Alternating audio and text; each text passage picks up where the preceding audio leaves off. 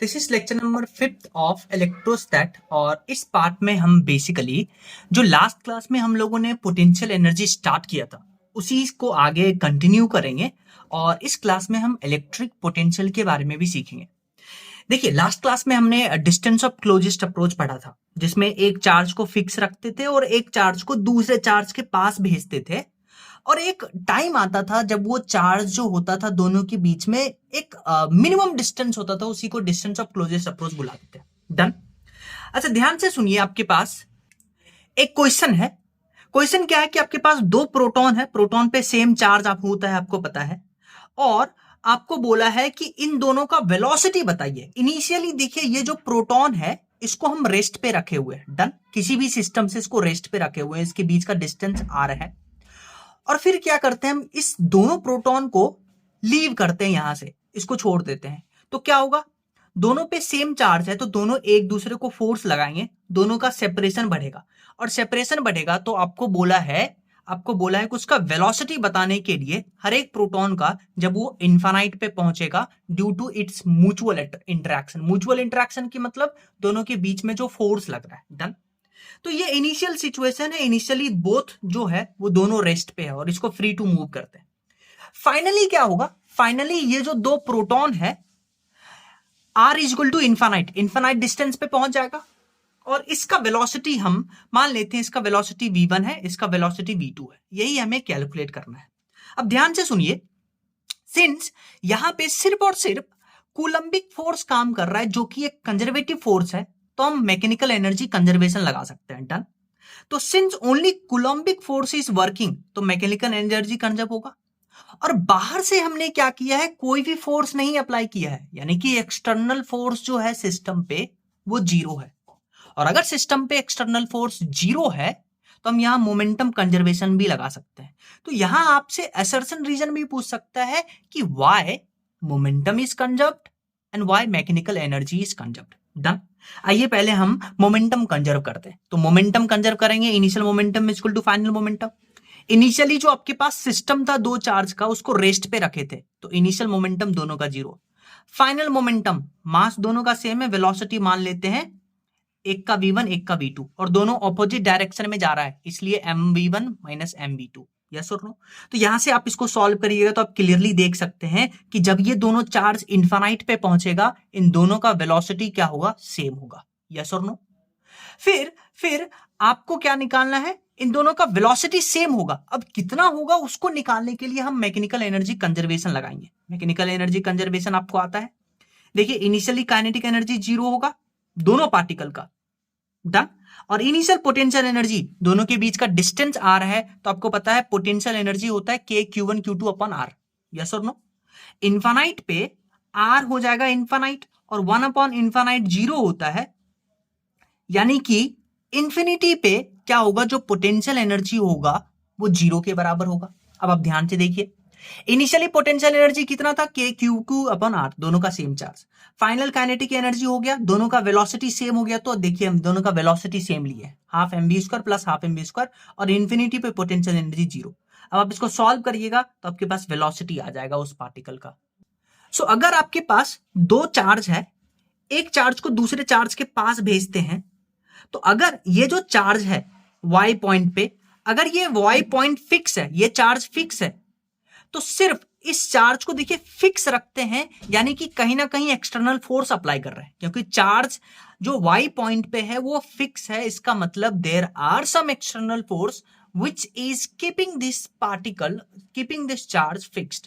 तो अगर सिर्फ एक्सटर्नल फोर्स काम कर रहा है तो यहां पे सिर्फ और सिर्फ मैकेनिकल एनर्जी कंजर्व होगा, but linear momentum is not conserve. क्यों? क्योंकि एक फिक्स्ड है तो बाहर से एक्सटर्नल फोर्स का हेल्प लिया।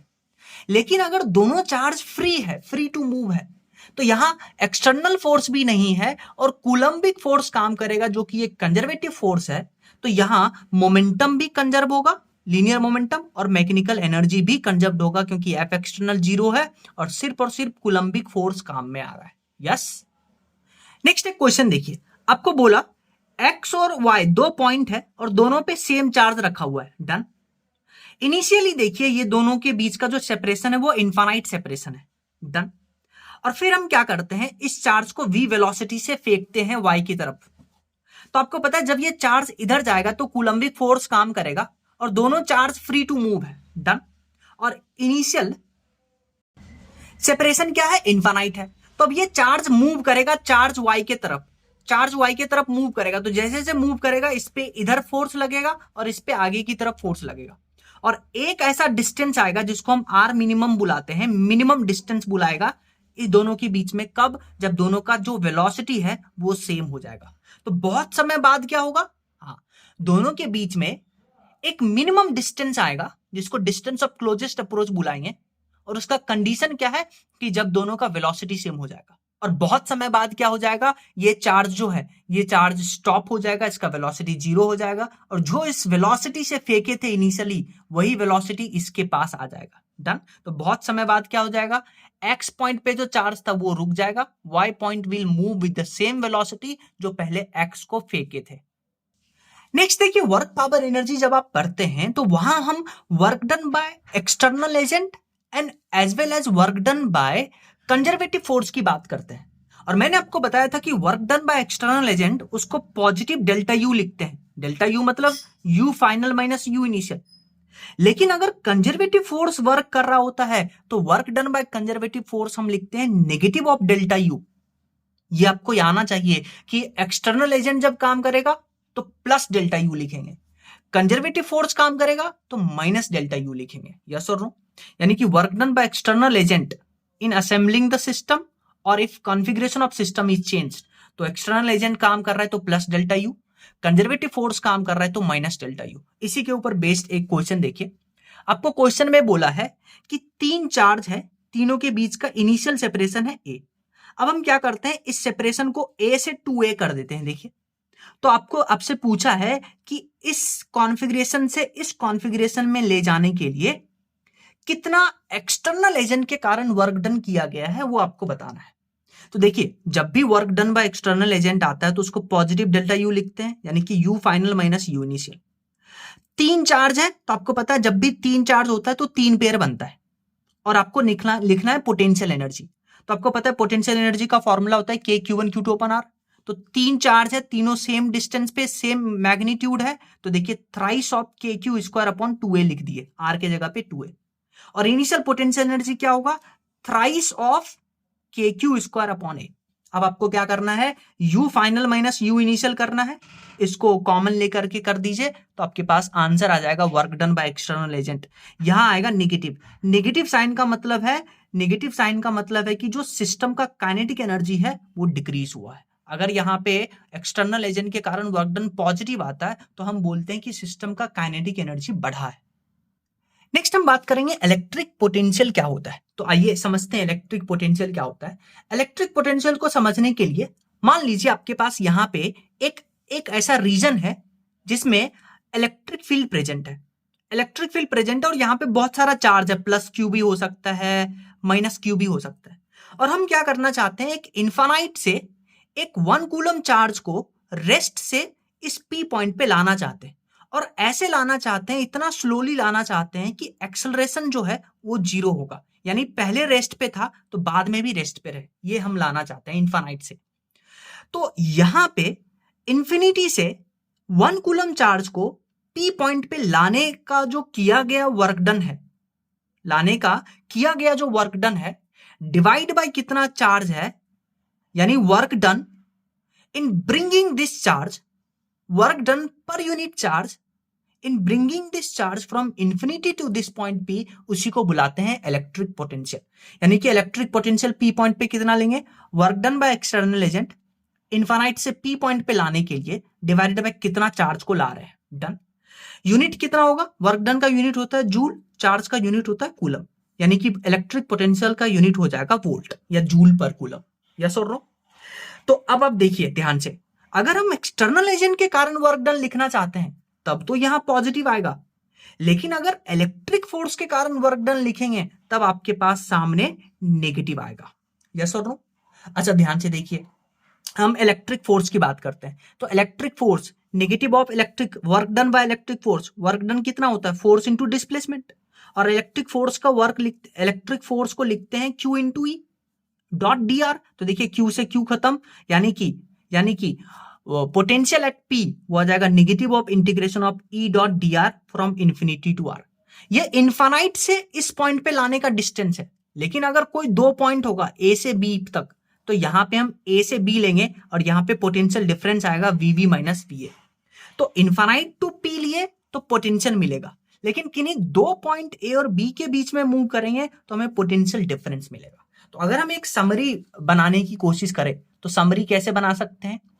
अगर आपको पोटेंशियल लिखना है पी पे एक्सटर्नल एजेंट के कारण, तो work done by external agent from infinity to P positive लेंगे डिवाइडेड बाय किस चार्ज को लेके आ रहे हैं। अब ये कहां से है? इन्फिनिटी से पी। अगर कोई ए और बी पॉइंट के बीच में, मान लेते हैं ए पॉइंट ये है, बी पॉइंट ये है, ए पॉइंट से बी पॉइंट तक लाने के लिए इस चार्ज पे जो वर्क डन है, तो यहां पोटेंशियल डिफरेंस होगा वीबी माइनस वीए। देखिए चार्ज को ले कहां से जा रहे हैं? ए से बी में, और पोटेंशियल डिफरेंस मिल रहा है वीवी माइनस वीए, ये आपको याद रखना है। तो ए से बी जा रहे हैं, वीवी माइनस वीए मिलेगा। डन। वीवी माइनस वीए मतलब final potential minus initial potential equal to work done by external agent from initial position to final position. तो यहां से देखिए work done by external agent वो आ जाएगा Q into delta V. Delta V मतलब V final minus V initial. और एक फॉर्मूला अभी हम डिजाइन किए थे, negative of integration e dot d r from infinity to r, जब इन्फिनिटी से आर डिस्टेंस पे ले जा रहे थे, किन्हीं दो पॉइंट के बीच में पोटेंशियल डिफरेंस मिलेगा। ये बहुत इंपॉर्टेंट पॉइंट है। और अगर हम बात करते हैं potential due two point charge, अगर एक पॉइंट चार्ज है तो उसके आर डिस्टेंस पे जो पोटेंशियल होगा दैट विल बी के क्यू अपॉन आर। देखिए जो पोटेंशियल एनर्जी होता था दो चार्ज के बीच में होता था, उसको कितना लिखते थे? K q one q two upon r. Electric potential k q upon r लिखेंगे। तो आप क्लियरली इस दोनों में रिलेशन भी देख सकते हैं। डन। इस दोनों में रिलेशन क्या होगा? एक चार्ज को आप क्या करिए, इधर लेके आइए, तो U by q that will be equal to k q upon r. और के क्यू अपॉन आर किसके बराबर होता था? V के बराबर, यानी कि U जो हो जाएगा Q इंटू वी। ये रिलेशन आता है। इलेक्ट्रिक फील्ड क्या होता था? किसी एक चार्ज के कारण, यहां टेस्ट चार्ज रखते थे तो होता था के क्यू अपॉन आर स्क्वायर, ये वेक्टर होता था। पर जो पोटेंशियल है उसको लिखते हैं के क्यू अपॉन आर, और ये स्केलर क्वांटिटी होता है। और सिंस ये स्केलर क्वांटिटी होता है तो जब भी आप चार्ज लिखिएगा तो क्यू हमेशा साइन के साथ लिखेंगे। और इसका यूनिट क्या हो जाएगा? हाँ, इसका यूनिट हो जाएगा जूल अपॉन कूलम, या जिसको वोल्ट बुलाते हैं। जैसे इस क्वेश्चन को देखिए, इसमें आपके पास एक स्क्वायर है, साइड इसका ए है, चारों स्क्वायर के वर्टिसेस पे आपके पास क्यू चार्ज रखा हुआ है। तो आपसे पूछा है इलेक्ट्रिक पोटेंशियल एट सेंटर बताइए। देखिए इलेक्ट्रिक पोटेंशियल का फॉर्मूला होता है के क्यू अपॉन आर। अब यहां पे हम डायरेक्शन की बात नहीं करेंगे क्योंकि इलेक्ट्रिक पोटेंशियल स्केलर होता है, तो हम क्यू को साइन के साथ रखेंगे, प्रॉपर आर रखेंगे, प्रॉपर डिस्टेंस रखेंगे, तो आंसर आएगा। तो देखिए सेंटर से वर्टिस का डिस्टेंस होता है a बाय रूट टू, तो इस चार्ज के कारण के क्यू अपॉन आर यानी कि a बाय रूट टू, इस चार्ज के कारण k q upon a by root two, इस चार्ज के कारण k q upon a by root two, similarly इस चार्ज के कारण, तो आप सॉल्व करिएगा, आंसर आएगा। सिमिलरली आपके पास एक हेक्सागन है। इंपॉर्टेंट क्या है? हेक्सागन का साइड अगर ए होता है तो हेक्सागन से सेंटर से किसी एक वर्टिस का भी साइज ए ही होता है। इंपॉर्टेंट यहां पे ये है, चाहे आप ये डिस्टेंस बात करिए, ये डिस्टेंस, ये डिस्टेंस, ये डिस्टेंस, सबका जो साइड होगा वो ए होगा। डन। तो यहां पे पोटेंशियल आपको लिखना है सेंटर से वर्टिस के बीच में, तो के क्यू अपॉन आर लिखेंगे, आर के जगह पे ए रखेंगे, 6 चार्ज है तो 6 के क्यू अपॉन ए। अब आप देखिए यहां पे अगर हम बात करते हैं सेंटर पे पोटेंशियल, तो उसका ये आता है वैल्यू। अगर हम सेंटर पे इलेक्ट्रिक फील्ड की बात करते हैं तो देखिए ये दोनों चार्ज आपस में कैंसिल होगा इलेक्ट्रिक फील्ड, क्योंकि अगर यहां पे हम टेस्ट चार्ज रखेंगे तो ये इसको रिपेल करेगा, सिमिलरली ये इसको रिपेल करेगा, तो ये दोनों कैंसिल, ये दोनों कैंसिल, यानी सेंटर पे इलेक्ट्रिक फील्ड तो जीरो होगा पर वहां पोटेंशियल है। सिमिलरली इस केस में भी तो हम बोल सकते हैं कि above cases, in above both cases electric field at centre will be zero, but वहां पे कुछ पोटेंशियल है। नेक्स्ट क्वेश्चन देखिए, अगेन आपके पास एक स्क्वायर है। अब देखिए चार्ज जो है दो तो नेगेटिव है, दो पॉजिटिव है। आपको बोला है कि सेंटर पे इलेक्ट्रिक पोटेंशियल बताइए और सेंटर पे इलेक्ट्रिक फील्ड पे कमेंट करिए। डन।